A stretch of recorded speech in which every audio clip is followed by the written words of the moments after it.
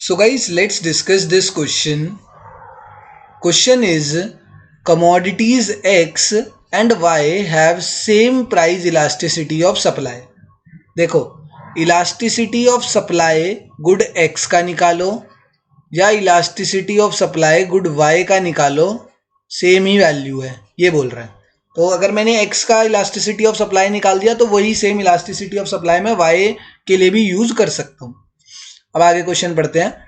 The supply of X rises from, अब सबसे पहले इन्होंने कौन सी कमोडिटी के बारे में बोला है? एक्स के बारे में।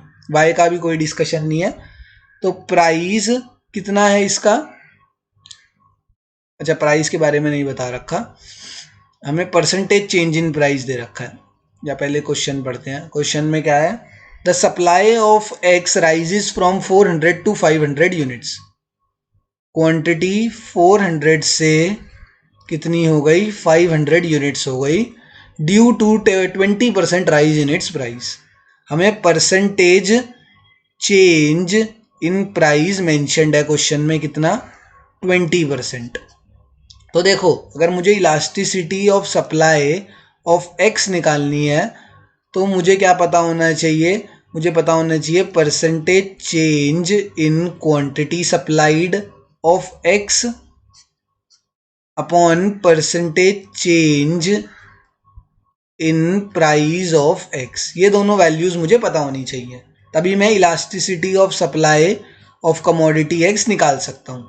परसेंटेज चेंज इन प्राइस तो मुझे पता है कितना है, 20% दे रखा है, but percentage change in quantity supplied नहीं पता, तो वो यहाँ पर निकाल लेंगे। उसका फॉर्मूला क्या होता है? देखो यहीं पर कर देते हैं। Percentage change in quantity supplied का क्या फॉर्मूला होता है? तो वो होता है change in quantity supplied upon original quantity supplied. ठीक है, चेंज इन क्वांटिटी कितना है अपॉन ओरिजिनल क्वांटिटी कितनी है? अरे यार, अपॉन ओरिजिनल क्वांटिटी कितनी है मल्टीप्लाई बाय 100। तो चेंज इन क्वांटिटी 400 से 500 पे गए तो चेंज इन क्वांटिटी आ गई 100। इनिशियल क्वांटिटी कितनी है? 400 मल्टीप्लाई बाय 100। 100 वन ज़ा 4 ज़ा 4 वन ज़ा और ये आ जाएगा 25। तो परसेंटेज चेंज इन क्वांटिटी कितना हो गया? 25 हो गया।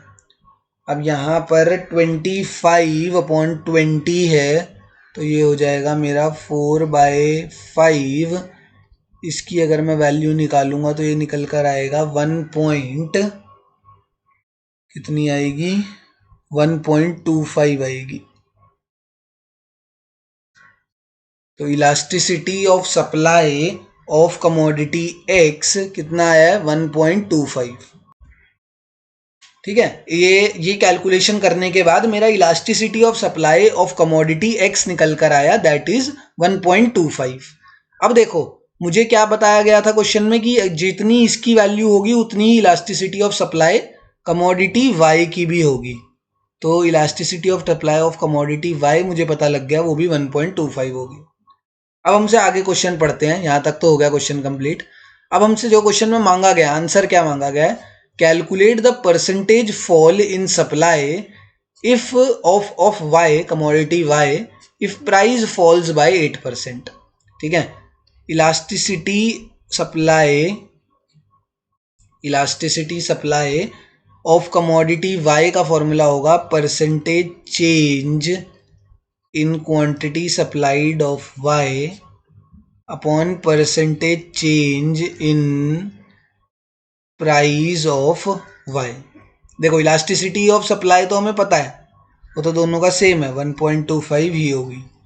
ठीक है, चेंज इन क्वांटिटी सप्लाइड मुझे नहीं पता, उसी की तो वैल्यू निकालनी है। देखो यही तो बोला, calculate the percentage fall in supply, यही तो वैल्यू निकालनी है मुझे, इसी को एक्स मान लेते हैं। परसेंटेज चेंज इन प्राइस मुझे दे रखा है, कितना है? 8% है। तो 1.25 ये डिवाइड है, इधर जाके हो जाएगा मल्टीप्लाई, ये आ जाएगी मेरी x की वैल्यू। 1.25 मल्टीप्लाई बाय 8 करोगे तो निकल कर आएगा 10%। तो यही मेरा फाइनल आंसर है, 10% is the percentage fall in quantity supplied of Y commodity में कितना परसेंटेज फॉल हमें देखने को मिला, तो there is a fall of 10%। किस वजह से? प्राइस में 8% की फॉल होने की वजह से क्वांटिटी सप्लाइड में कितना चेंज आया? क्वांटिटी सप्लाइड में 10% का चेंज आया इन कमोडिटी वाई।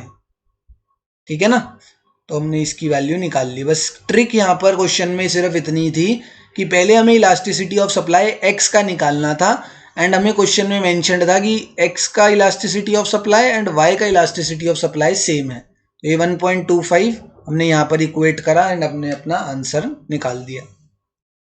Thank you.